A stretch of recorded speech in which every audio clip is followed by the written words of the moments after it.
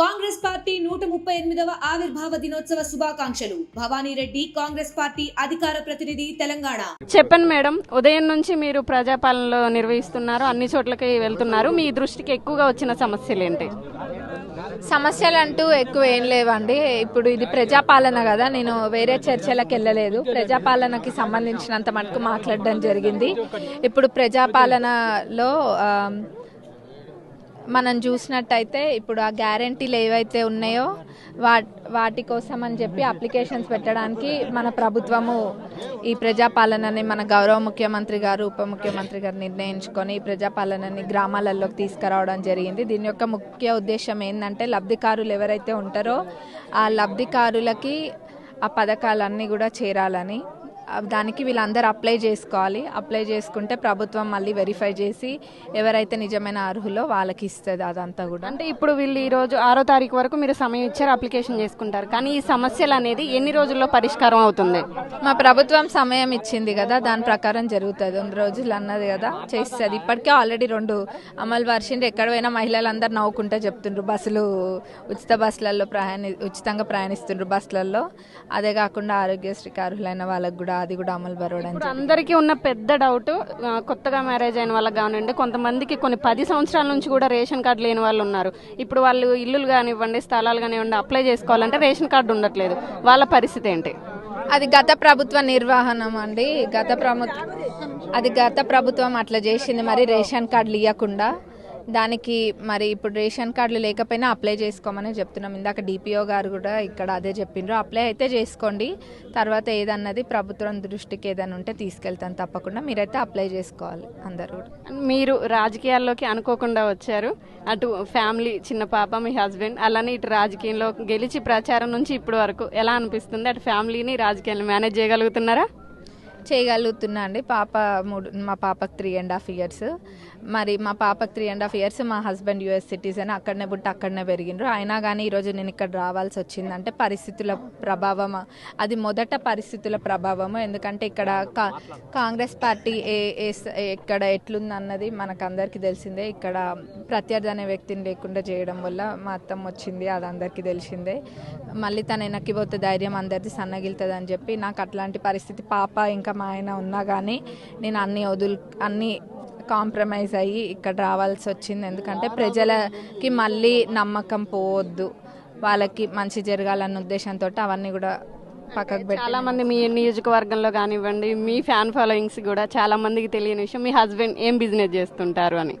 మా హస్బెండ్ అక్కడ మాకు అమెరికాలో రియల్ ఎస్టేట్ ఉందండి. రియల్ ఎస్టేట్ అంటే ఇక్కడ కొని అక్కడ అమ్మడం అది కాదు. మా అత్తమ్మ మామయ్య వాళ్ళు, మా మామయ్యనేమో కార్డియాలజిస్ట్, అది అందరికీ తెలిసిన విషయమే. అత్తమ్మనేమో మరి మామయ్య అత్తమ్మ వాళ్ళిద్దరు కలిసి రియల్ ఎస్టేట్ బిజినెస్ పెట్టడం జరిగింది. అది మరి 1000 units ఓన్ చేస్తాము సొంతంగా. అక్కడ బయట మేనేజ్మెంట్ కంపెనీకి ఇవ్వకుండా అది మా బిల్డింగ్స్ని మేమే రెంట్ చేసుకుంటూ, అది మేనేజింగ్ కూడా మేమే చేసి, లీజింగ్ ఆఫీసెస్ కూడా మావే ఉంటాయి. మరి అది కాకుండా బాదం ఇంకా పిస్తా తోటలు ఉన్నాయి అక్కడ. వీటన్నిటిని మేనేజ్ చేస్తాము. వీటన్నిటికి ఆఫీసెస్ ఉన్నాయి. దాంట్లో మా హస్బెండ్ చేస్తారు. ఇప్పుడు మీ శ్రీవారికి US పౌరసత్వం, మీరు ఇప్పుడు ఇండియా, ఇద్దరు దూరంగా ఉండాల్సి వస్తుంది. అండ్ రాజకీయాల్లో ఇంకా ముందడిగేసే ఆలోచన ఉందా? తిరిగి మళ్ళీ US వెళ్ళే ఆలోచన ఏమైనా ఉందా? ఇప్పుడు నేను అంత దూరం పోలేదండి. ఫస్ట్ అయితే 5 ఏళ్ల గురించి ఆలోచిస్తున్నా. ఎందుకంటే 5 ఏళ్లలో ప్రజలకి నేను ఎంత చేయగలుగుతా అన్నది ఆలోచిస్తున్నా. వాళ్ళ నమ్మకాన్ని బట్టి గెలిపించిండ్రు, అంత మటుకే ఆలోచిస్తున్నా. మా ఆయన ఇప్పుడు ఇక్కడనే ఉన్నారు. లాస్ట్ అండ్ ఫైనల్గా, అతి చిన్న వయసులో ఎమ్మెల్యేగా గెలిచి రాజకీయ అనుభవం లేదు, ప్రజాపాలన ఎలా నిర్వహిస్తారన్న మీ ప్రత్యర్థులు కానివ్వండి, ఇతర పార్టీ వాళ్ళకి ఏం సమాధానం చెప్దాం అనుకుంటున్నారు? వాళ్ళు ఇంతకు ముందు కూడా అంతే అన్నారండి, గెలవక ముందు కూడా అంతే అన్నారు. ఈ అమ్మాయి 26 ఏళ్ళే అది ఇది అన్నారు. మరి ఏదన్నా కానీ దానికి అన్నిటికీ సమాధానం ఈరోజు ప్రజలందరూ సమాధానం చెప్పిండ్రు. నేను చెప్పలే ఆ సమాధానం, ప్రజలందరూ చెప్పిన సమాధానం. వాళ్ళు ఈరోజు నన్ను ఇక్కడ నిలబెట్టడం జరిగింది. మరి అదే తీరుగా ప్రజాపాలన ఎట్లా చేస్తా అంటారా? ప్రజాపాలన కూడా చేస్తా, ఎందుకు చేయను? అక్కడ నేను తెలుసుకోవాల్సినవన్నీ తెలుసుకుంటా, ఇంకా నాకు తెలియదు ఏమైనా ఉంటే సలహాలు తీసుకొని తెలుసుకుంటా. ప్రజలకు ఏం చేయాలో అది చేయాలి నేను. అంతేగాని ఎవరు ఏదన్నా నేను పట్టించుకోవాల్సిన అవసరం నాకు లేదు. ఇంకొకటి, అధికారులకు కూడా నేను చెప్పదలుచుకుంది ఒక్కటే, అధికారులైనా ప్రజలైనా ఒక్కటే చెప్తున్నా, ప్రజలు కూడా ఎవరైనా వచ్చి మీ దగ్గరకు వచ్చి మీకు పని చేసి పెడతాము అని మాకు ఎంతో కొంత డబ్బు ఇవ్వండి అంటే మటుకు అది ఎవరు నమ్మద్దు. ఎందుకంటే ఇక్కడ ప్రభుత్వంకి మీకు మటుకే సంబంధము. మరి మీ పని ప్రభుత్వం చేస్తుంది, ఎవరు చెప్తే జరగదు. వాళ్ళు వచ్చి మభ్యపెడితే ఎవరు నమ్మకండి.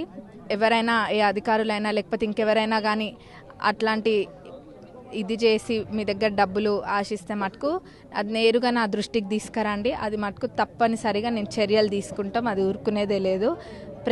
ఇది ప్రజల పాలన. కాంగ్రెస్ ప్రభుత్వం ప్రజాపాలన చేస్తుంది. విన్నారు కదా, ప్రజాపాలనలో ఎవరు కూడా మధ్యదారులు కానివ్వండి, మధ్యలో ఎవరన్నా ఉండి డబ్బులు తీసుకునే ప్రయత్నం చేసినా సరే ఎవరు ఇవ్వద్దు. ప్రజలకి మధ్యలో మేము ఉంటాము, ప్రభుత్వం మధ్యలో ఏదున్నా సరే మా దగ్గరికి రావాలి. అధికారులు ఎవరన్నా డబ్బులు అడిగినట్లయితే ఖచ్చితంగా నా దగ్గరకు వచ్చి కంప్లైంట్ ఇవ్వండి, వారి మీద యాక్షన్ తీసుకోవడం అయితే జరుగుతుందని చెప్పడం జరుగుతుంది.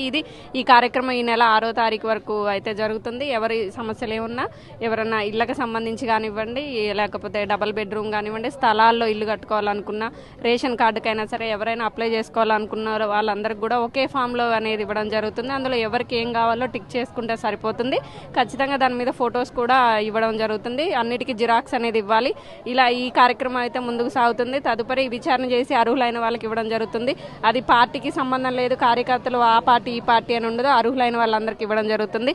ఖచ్చితంగా అందరికీ మేము న్యాయం చేస్తాం, సాయం చేస్తాం అని చెప్పడం జరుగుతుంది. మరిన్ని వీడియోస్ కోసం ఛానల్ ని సబ్స్క్రైబ్ చేయండి, లేటెస్ట్ అప్డేట్స్ కోసం వాట్సాప్ ఛానల్ ని ఫాలో చేయండి అండ్ లింక్ డిస్క్రిప్షన్ లో ఉంది.